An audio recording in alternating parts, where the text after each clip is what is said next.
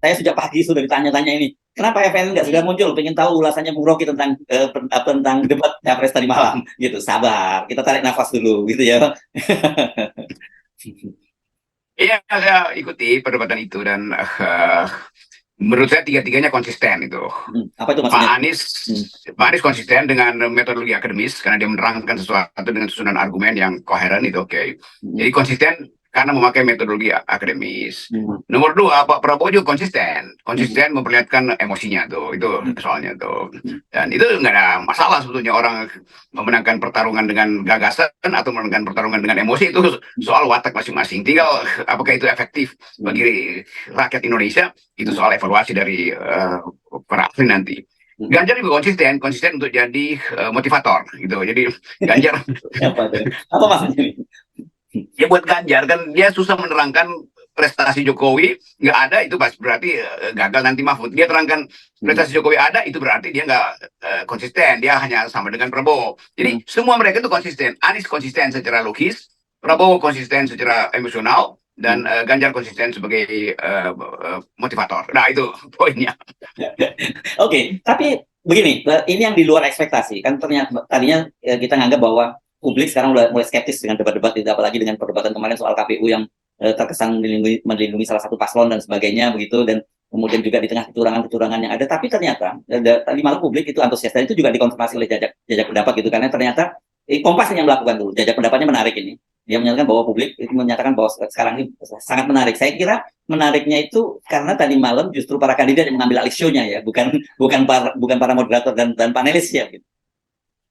Itu pentingnya, begitu isu itu dibuka, burning isunya diucapkan, semua kandidat berupaya untuk mengeksploitasi isu itu kan. Ya. Isu demokrasi itu pasti Anies langsung berapi-api itu. Isu HAM juga demikian tuh. Tapi Prabowo ada poin, dia tetap menganggap bahwa ya itu kalian hanya mampu untuk menyerang gue kalau lagi kompetisi. Padahal udah berkali-kali isu itu diucapkan kan. Itu juga saya kira fairness dari Prabowo, menganggap bahwa ya ngapain gue dikulitin kalau dari awal sebetulnya isu sudah selesai itu. Jadi sebagai isu tidak efektif lagi soal hak asasi manusia. Yang jadi tontonan bukan isu HAM-nya, tapi ekspresi Prabowo dan argumen Anies kan itu kan. Kan masyarakat kita nggak peduli soal HAM sebetulnya, jadi nggak ada poin di situ. Tetapi sekali lagi kalau orang bilang Prabowo tiba-tiba eksplosif atau emosional, ya jangan dibuat Prabowo tidak emosional. Itu nanti akan membuat dia kaku tuh. Jadi biarkan aja Prabowo emosional. Yang penting substansinya bisa diucapkan. Kan emosional atau rasional itu cuma pilihan atau watak yang nggak mungkin diubah dari penampilan seseorang tuh. Mau dipoles oleh tim sukses pun itu nanti kelihatan kaku. Demikian juga Anies, nggak mungkin Anies diubah jadi seseorang yang agresif tuh. Agresivitas Anies ada pada argumen, kan itu di awalnya dia udah attack, sisanya dia melakukan dialektika tuh dengan berupaya untuk ya memancing emosi Prabowo tuh. Tapi dipancing nggak dipancing juga Prabowo pasti emosional, kan itu karakter yang udah melekat tuh. Nah Ganjar seperti biasa ya jadi mediocre, dia mesti siksa di situ kan, karena tanggung. Mau beroposisi masih butuh Jokowi, mau memuji Jokowi itu berarti akan satu kubu dengan Prabowo. Jadi di situ kesulitan Ganjar sebetulnya. Ya. Jadi makanya kan kemarin juga kita bahas Pak Prabowo itu kehilangan orisinalitasnya kan, begitu ya kan. Pak Prabowo ya. Dulu satu selain emosional tadi kan, tapi narasinya kuat, bacaannya bagus dan sebagainya. Tapi kemudian diubah jadi gemoy-gemoyan gitu ya. Itu yang nggak Prabowo banget. Dan tadi malam saya kira kenapa Prabowo kelihatan sekali emosional dan dalam bahasa anak-anak sekarang keteter gitu, karena dia harus mempertahankan serangan dari dua kandidat terhadap Pak Jokowi sesungguhnya, gitu kan? Ya, jadi bumper Jokowi sebetulnya yang dikutik oleh Anies kan soal demokrasi di zaman Jokowi itu, dan demikian juga Ganjar. Tapi Prabowo dia konsisten untuk mengatakan bahwa hanya melalui Jokowi demokrasi bisa dilanjutkan, hanya melalui Jokowi infrastruktur bisa dijalankan. Jadi itu saya sebutkan tadi ya, Prabowo konsisten justru untuk membela Jokowi, nggak ada soal. Kan aneh kalau tiba-tiba Prabowo mengatakan ya benar yang kalian sebutkan itu tidak ada demokrasi. Walaupun Prabowo sebagai orang yang membaca data tahu bahwa indeks demokrasi Indonesia itu turun terus, tapi nggak mungkin itu yang dia akan jadikan dasar untuk mengucapkan pikirannya kan. Jadi tetap Anies berupaya untuk memperlihatkan bahwa pengetahuan dia tentang demokrasi melampaui Prabowo. Prabowo tetap menganggap bahwa Anies salah karena demokrasi Indonesia itu walaupun indeksnya turun, fakta yang diucapkan oleh Prabowo ada soal kedudukan Anies. Itu sama dengan debat-debat mahasiswa kalau sering kritik, kalau Rocky Gerung itu kalau zaman Orde Baru udah hilang kepalanya tuh. Itu kan dia nggak ngerti bahwa kita juga justru yang menghalangi Orde Baru supaya tidak menghilangkan kepala-kepala orang kan. Itu dasarnya tuh. Tetapi sekali lagi ini upaya untuk memperlihatkan tadi bahwa publik memang yang bosen dengan TikTok atau lihat baliho, akhirnya publik memilih untuk nonton debat itu dan menunggu Gibran untuk tampil ke panggung kan. Jadi hal yang sebetulnya konyol bahwa seharusnya debat itu semacam pintu apa namanya nih, pintu lain dari promosi-promosi yang selama ini soal bagi-bagi amplop, soal pasang baliho, soal tekanan segala macam tuh. Jadi publik menganggap bahwa daripada kita nonton orang bagi-bagi amplop atau bagi-bagi BLT, mending nonton hal yang ditunggu-tunggu orang yang udah dipanasin oleh pers. Nanti debatnya itu akan terlihat siapa yang dungu, siapa yang takut masuk arena. Jadi publik sudah dikondisikan untuk menonton duel itu. Dan tadi malam memang ada duel. Ya, ya, dan itu dia. Karena itu tadi, makanya para penonton ini jajak pendapatnya Kompas. Kita lagi-lagi mengutip ya, Bung Rocky, karena mereka yang melakukan pendapat, ya itu memang sangat menarik. Dan yang lebih menarik lagi adalah data. Ini soal bagaimana penampilan para kandidat. Ini penilaian Kompas ya. Penonton Kompas disebutkan bahwa ya paling unggul memang Anies ya, secara overall disebutkan angkanya jauh di atas itu. Anies 37,sekian persen, kemudian Ganjar 22%, dan kemudian Pak Prabowo paling rendah di situ 21%, nggak selisih jauh dengan Ganjar gitu ya. Jadi sebenarnya harusnya di tadi malam tuh Ganjar yang mestinya juga ngambil peran seperti itu gitu ya. Tapi betul dia in between mainnya begitu ya. Ya itu soal juga yang perlu diperhatikan soal estetika panggung itu kan. Kan di Amerika debat itu bahkan diukur berapa lumen, berapa kekuatan cahaya yang menyorot dari kiri dan kanan supaya ekspresi dari si kandidat itu betul-betul dimaksimalkan tuh. Nah Pak Prabowo pakai baju yang kurang ekspresif sebetulnya tuh. Yang lain pakai jas dan itu Anies pakai jas dan itu sebetulnya lebih kelihatan kewibawaan itu kan. Dibayangin kalau ada orang naik pakai kaos oblong di situ kayak gue misalnya, kalau saya pakai kaos oblong ya nggak ada pengaruhnya kan. Tetapi seorang presiden itu dia memang diwacanakan atau diimajinasikan tampil secara neat, secara neces gitu. Nah, itu hanya ada pada Anies. Jadi Anies juga dapat sponsor positif melalui apa namanya nih, jasnya dia itu kan. Itu juga mesti dipikirkan. Bahkan cahaya lampu itu dihitung di Amerika, itu dihitung betul tuh berapa banyak cahaya lampu dari kiri dari kanan tuh, apakah geraknya itu sesuai dengan komposisi di atas panggung. Itu bagian itu nggak disatunya lebih banyak. Ya, nah itu saya kira berkaitan dengan teknis kamera itu penting sekali ya, blocking kameranya ya, Bung Rocky. Tadi malam itu harusnya itu kan mestinya ada close up, ada medium close up gitu. Ketika itu akan terlihat bagaimana ekspresinya itu. Tapi tadi malam tuh relatif flat, hanya kemudian ada kalau katanya punya split window ketika berhadapan, mereka dibikin dua layar begitu di sana. Tapi saya tidak melihat ada close up, medium close up ya. Itu yang harusnya extreme close up. Bahkan untuk harusnya kalau teman-teman yang di televisi ngerti, ketika ada ekspresi yang sangat menarik dari seorang kandidat tuh extreme close up itu akan terlihat sekali bagaimana ekspresinya. Ya kan pikiran itu selalu terkait dengan mimik dan gerak tangan segala macam itu enggak ya tadi tidak terekspos dengan baik itu. Yang terekspos dengan baik adalah gerak tangannya Gibran itu yang kemudian jadi orang tuh. Ini ke wakil presiden apa tim sukses yang memandu pemandu sorak di situ kan.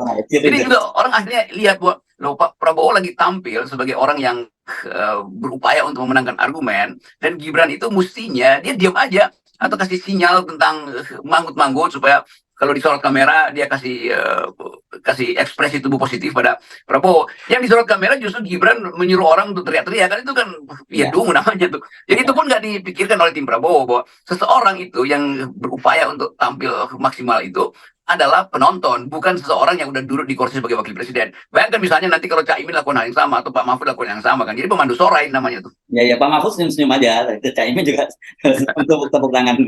Lihat mereka, saya lihat kalau Pak Mahfud dan Cak Imin sangat menikmati debat tadi malam. Kita bisa lihat ekspresinya. Tapi kalau Gibran memang kelihatan sangat tegang tadi malam. Dan mungkin nanti kita bahas ya berikutnya soal Gibran bagaimana orang, karena kemudian dari evaluasi ini orang kemudian memproyeksikan bagaimana debat cawapres nanti. Tapi kita bahas berikutnya, Bu Rocky. Saya kira begini ya, tadi saya yang tadi malam menarik seperti saya sebut tadi, justru para kandidat lah yang menghidupkan debat tadi malam, bukan moderator dan bukan juga apalagi para panelis gitu. Saya nggak ngerti kenapa mereka disebut panelis ya, kalau kerjanya cuma membuat pertanyaan dan kemudian mengambil undian gitu tuh. Itu sih saya kira bukan panelis ya. Itu tukang ambil undian aja tuh dari fishbowl, dari bowl yang isinya pertanyaan. Itu juga konyol tuh. Tinggal di rumah aja, ngapain ada di situ kan? Supaya sebetulnya lebih aman, sebetulnya aja para panelis memilih untuk tidak hadir supaya terlihat bahwa panggung itu adalah panggung para capres tuh. Lain kalau memang didesain panelis itu bertanya, mengulas, itu baru dia berguna di situ kan. Tapi sebetulnya saya usul KPU ini jangan panelis yang akademisi aja kan. Memangnya nggak banyak orang yang bisa menuliskan pertanyaan kritis. Minta aja misalnya 5 ketua BEM itu jadi panelis itu, jadi mereka yang nulis pertanyaan kan, itu lebih masuk akal. Karena semua isu ini juga harus dibongkar atau dibahas melalui perspektif kampus. Dan kita lihat bahwa mahasiswa itu justru yang menunggu kandidat-kandidat ini tampil di kampus kan nggak ada yang berani datang kan kecuali Anies. Maka mesti kasih kesempatan ketua-ketua BEM ini menjadi panelis, itu lebih berguna dan akan lebih hidup sebetulnya tuh. Karena banyak akademisi yang sebetulnya kualitasnya di bawah ketua BEM dalam menyusun pertanyaan, di dalam mendalami deepening the ideas behind the question itu kan soal-soal semacam ini yang mestinya jadi tontonan enak tuh. Wah, coba si Gilbran jadi panelis buat Gibran itu ketua BEM UGM kan, itu lebih otentik sebetulnya kan. Nah sekarang panelis-panelis itu kan juga dicurigai, ini gengnya Ganjar, yang ini gengnya Prabowo, yang ini gengnya Anies kan. Tetap orang melihat bahwa panelis itu ya apapun itu sekedar jadi pembenar untuk bahwa ada debat itu. Debat yang benar itu panelis mengevaluasi pikiran itu. Masa dia cuma dia ajukan pertanyaan. Jadi sekali lagi itu KPU mesti ubah tuh, dan lebih bagus jadi tontonan kalau ketua-ketua BEM itu dalam satu sesi berikutnya itu jadi benar-benar panelis.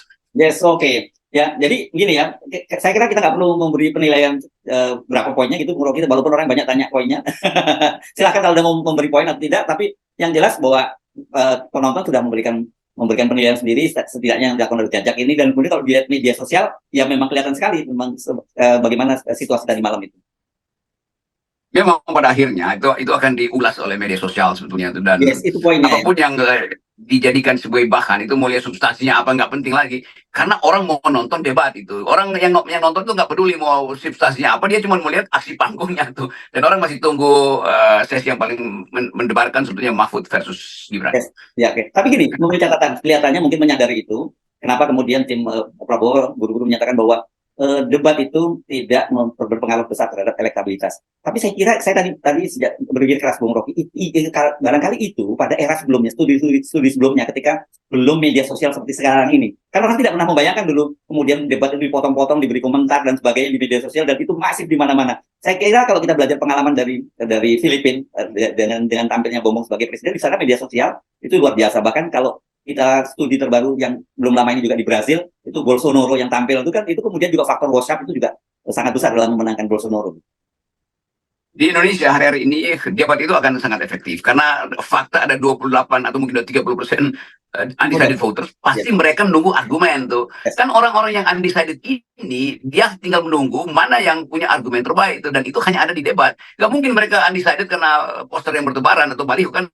Dia menjadi undecided karena rasional. Nah, untuk menguji rasionalitas ujung dari rasionalitas undecided ini adalah mereka menunggu debat.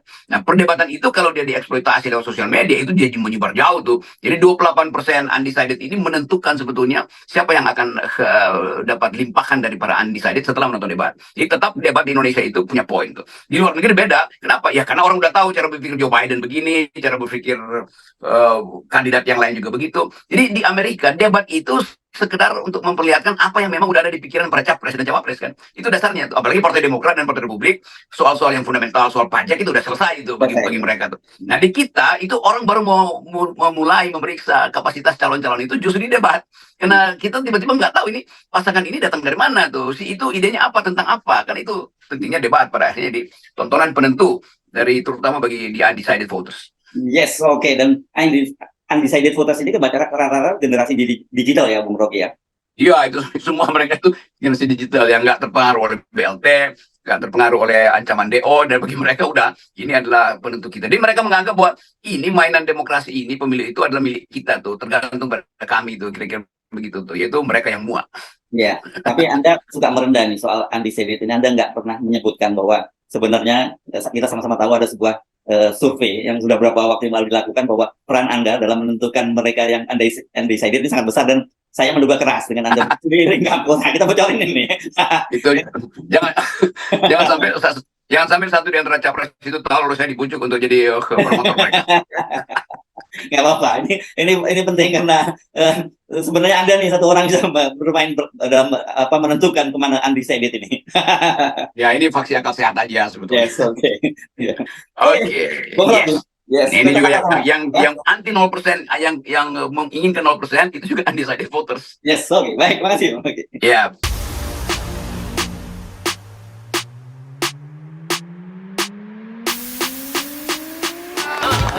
Yeah.